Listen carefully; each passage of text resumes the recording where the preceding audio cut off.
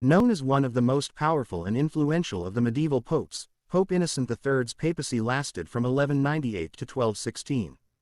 Greatly extending the scope of the Crusades, Pope Innocent tirelessly waged wars to recover the Holy Land. Before his death in 1216, Pope Innocent predicted the second coming of Christ, intrinsically tying it in with the rise of Islam. He defined the increasing popularity of Islam as the reign of the Antichrist, believing the second coming was surely imminent. We nevertheless put our trust in the Lord, who has already given us a sign that good is to come, that the end of this beast is approaching, whose number, according to the revelation of St. John, will end in 666 years, of which already nearly 600 have passed. Pope Innocent prophesied the world would end 666 years after the birth of Islam, which was in 618, placing the second coming in the year 1284. In 1499, respected German astronomer and mathematician Johannes Stoffler predicted that on the 20th of February 1524, the world would be submerged underwater after a great flood. His calculations had been based on multiple planetary conjunctions in the watery sign of Pisces, which were due to take place during 1524. Over 100 different pamphlets were published across Europe spreading the word about Stoffler's prediction. Panic ensued and the boat-building business capitalized. One German nobleman, Count von Igelheim, even built a 3-story ark on the Rhine. As light rain began to fall on the supposed doomsday, a riot broke out next to Igelheim's ark as people scrambled to get aboard. The event caused multiple fatalities, including the Count, who was stoned to death. Luckily for the rest of the world, the light rain came to nothing more than just that. Stoffler later recalculated his prediction to 1528, but by that time his reputation was in tatters. American Baptist minister William Miller began the mid-19th century religious movement known as Millerism. The widespread publication of Millerite papers across North America helped spread their beliefs. The expanding movement grew rapidly, which led to William Miller's prediction that the second coming of Jesus Christ would occur in 1843 or, by the very latest, the 22nd of October 1844. During the event, Earth would be consumed by fire, whilst the chosen few would ascend to heaven with Christ by their side. Miller's prediction had arisen from his studying of the 8th chapter of the book of Daniel, in which a prophecy declares, "Unto 2,300 days, then shall the sanctuary be cleansed." Millerites eventually peaked at somewhere between 100,000 and 500,000 followers, all of whom believed his popular theory about 1,843 quarters.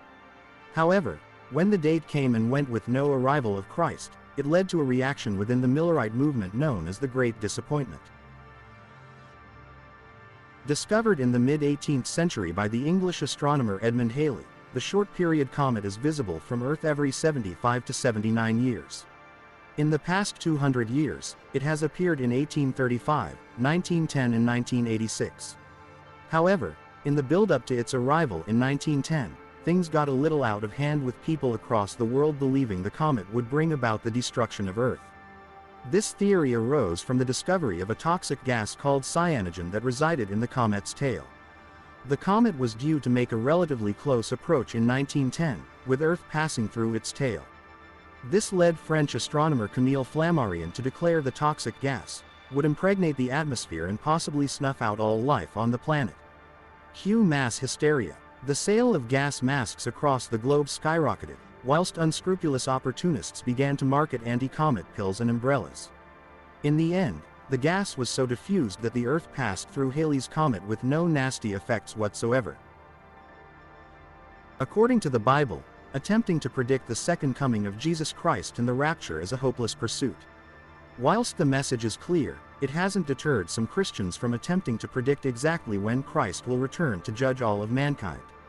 One American preacher was particularly prevalent in doomsday prophecies, Harold Camping.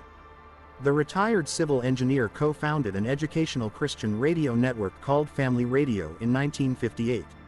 Over the coming decades, the Californian-based network grew a worldwide following, and in 1992, Camping made his first apocalyptic prediction. Camping wrote in a book titled 1994 that Christ would return on the 6th of September 1994.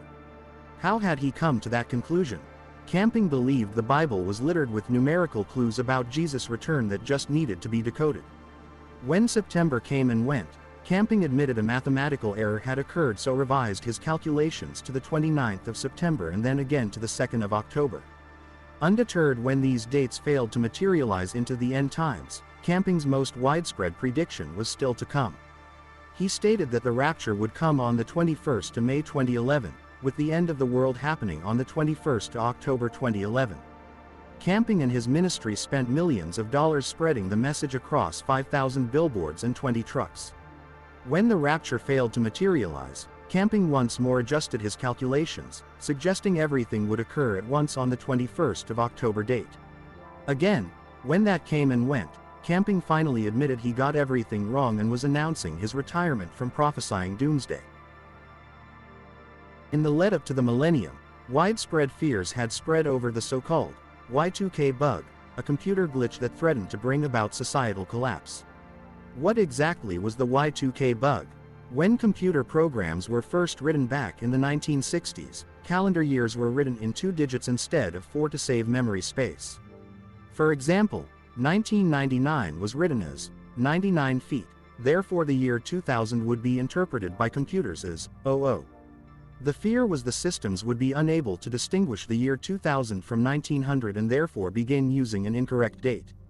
That could cause widespread system failures, wreaking havoc across computer infrastructure around the world. People began touting that on the stroke of midnight on the 1st of January 2000, computer crashes would lead to cataclysmic events. From planes dropping out of the skies to nuclear war and collapsing economies, many believed society was about to end.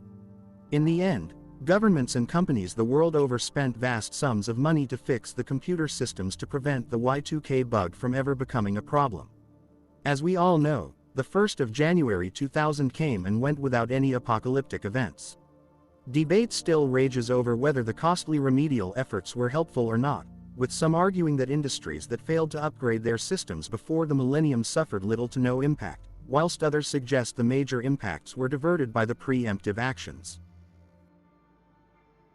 The Maya of South America was the most sophisticated and highly developed civilization in pre-Columbian Americas, reaching its peak around the 6th century AD. They not only developed a written language but were gifted astrologers and mathematicians, developing a complex and incredibly accurate calendar system. The Mesoamerican long count calendar used by the Mayans was due to run out on the 21st of December 2012 after a 5,126-year-long cycle.